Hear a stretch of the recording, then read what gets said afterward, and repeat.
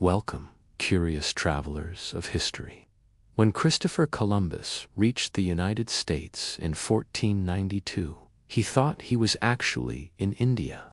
And since he thought he was in India, he named the people he encountered there Indians. The name stuck around for centuries, even though everyone knew that these people weren't actually from India. So why did we stop calling them Indians? Well, because we never did. We still do. They're just called Native Americans now, too. But today we're going to talk about how the name stuck around for so long and why it makes sense that Europeans would get this one pretty basic fact about geography wrong. It all started with good old Chris Columbus, the famous Italian explorer who some historians like to call the most famous man in history, despite the fact that he definitely was the first European to reach the Americas.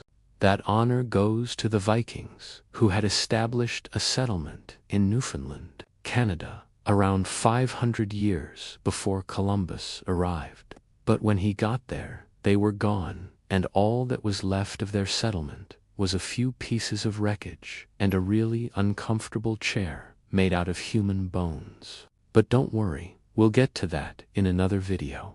Back to Chris. When he got off his boat in the Caribbean, he didn't know that he was actually in the Bahamas. He thought he was in India, which is where the name comes from.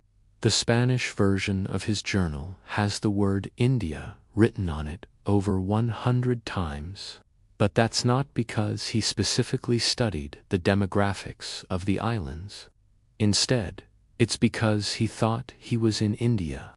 He thought he'd reached the East Indies, which is an archipelago between the Arabian Sea and the South China Sea that includes modern-day Indonesia, Malaysia, Singapore, and a few other countries.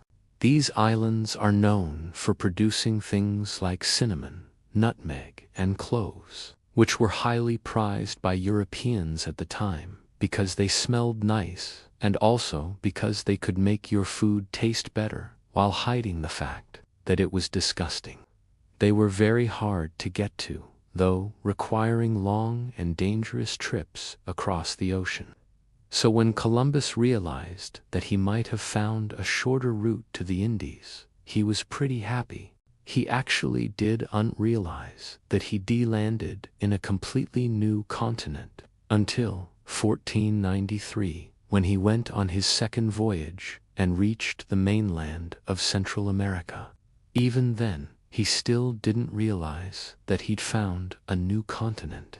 Instead, he thought he'd found a new route to India through Asia. So he kept on calling the people he met Indians. And here's where things get weird.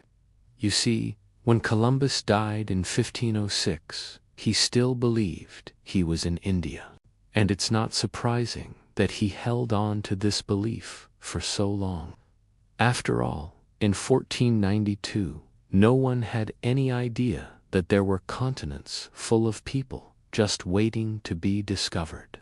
Most maps of the world looked like this and included a lot of guesswork, but hey, at least they knew where the ocean was. But back to our story. Anyway, because of this, many Europeans continued to believe that the United States was part of India for many years.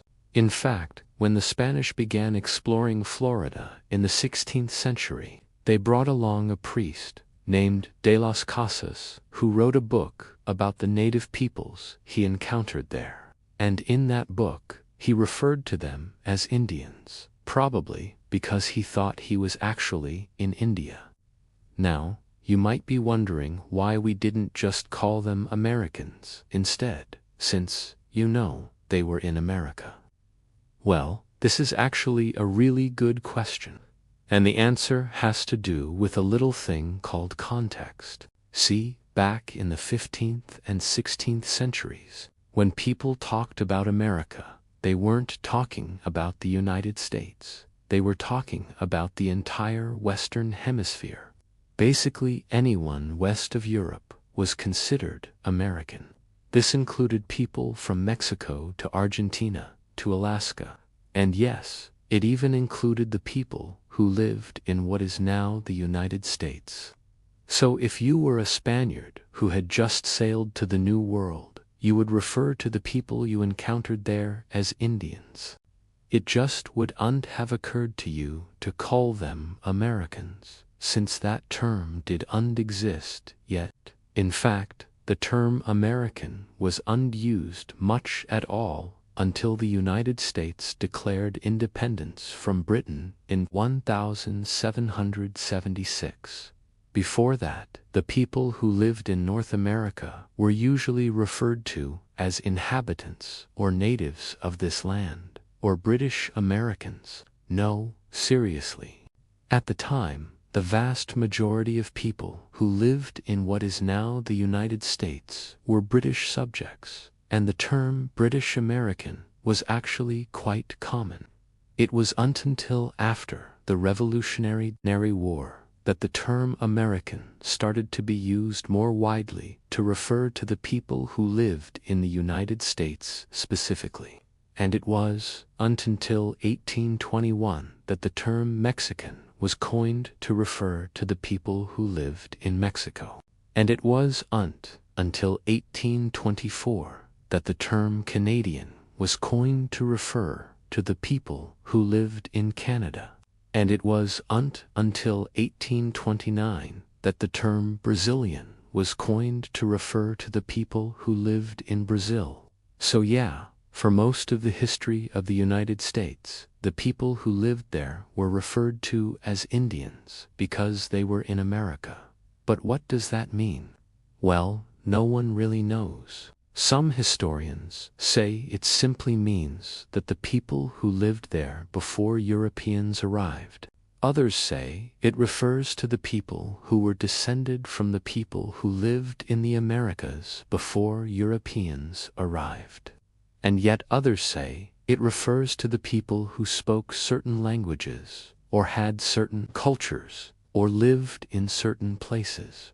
Unfortunately, there's no one answer that everyone agrees on, and that's probably for the best, because if we all agreed on one answer, then people who didn't fit that description would feel left out.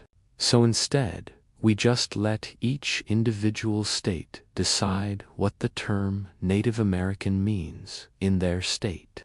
For example, in some states, like Oklahoma, the term Native American refers to anyone who is a member of a federally recognized tribe, while in other states, like California, the term Native American refers to anyone who is descended from the people who lived in California before Europeans arrived.